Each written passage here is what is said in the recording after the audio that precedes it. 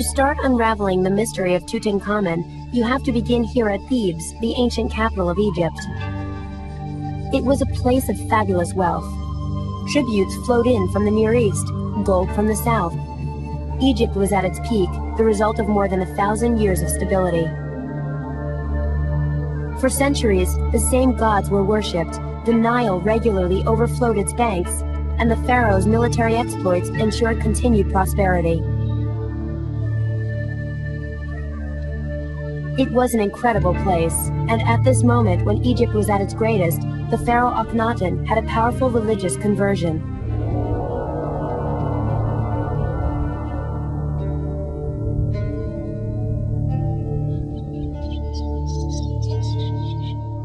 The divine and absolute ruler of Egypt became a heretic.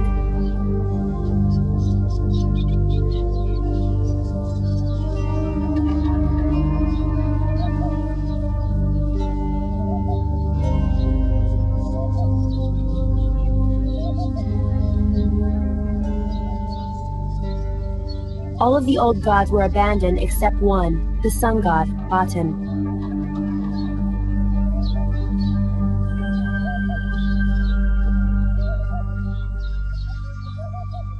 With a small band of followers, Akhenaton moved the capital from glorious Thebes to a desert wilderness 150 miles south of modern Cairo, a place now called Tel El Amarna. It was here, during the most unique period in Egypt's 3,000-year history, that Tutankhamun was born.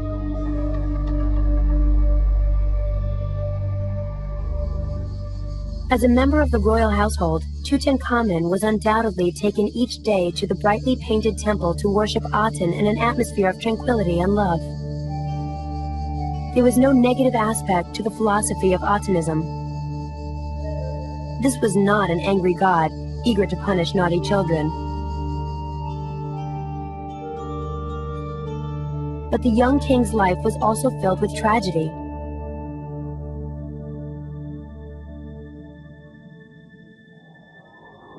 During Tutankhamun's youth, I was one of the most ambitious and cunning members of the court. I's tomb, cut into the eastern cliffs of Amarna, is the largest of all the nobles' tombs.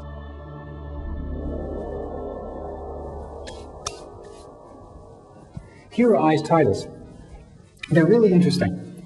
The first one is the god's father. Now, the god is Akhenaton, but he's not literally his father. It means he's very close to the pharaoh. The second one is my favorite. It's fan bearer on the right-hand side of the king, which means he's literally Akhenaton's right-hand man. And there are other titles. This one here, overseer of the horses.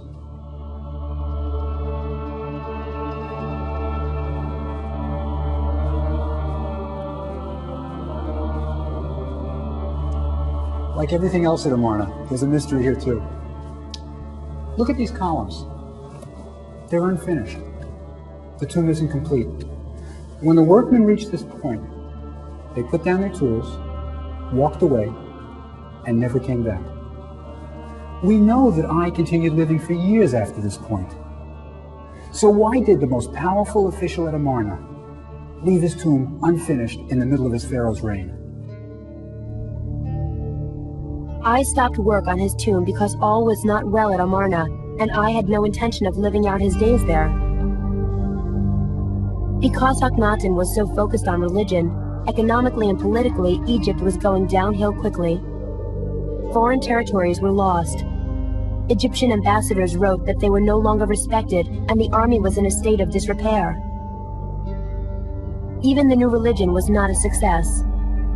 People missed their old gods, and Akhenaton and his wife Nefertiti were forced to bribe the residents of Amarna to make them appear faithful.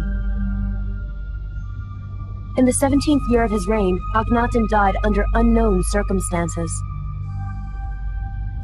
Sometime before Akhenaton's death, Nefertiti ceases to be mentioned, and we can only assume that she died as well.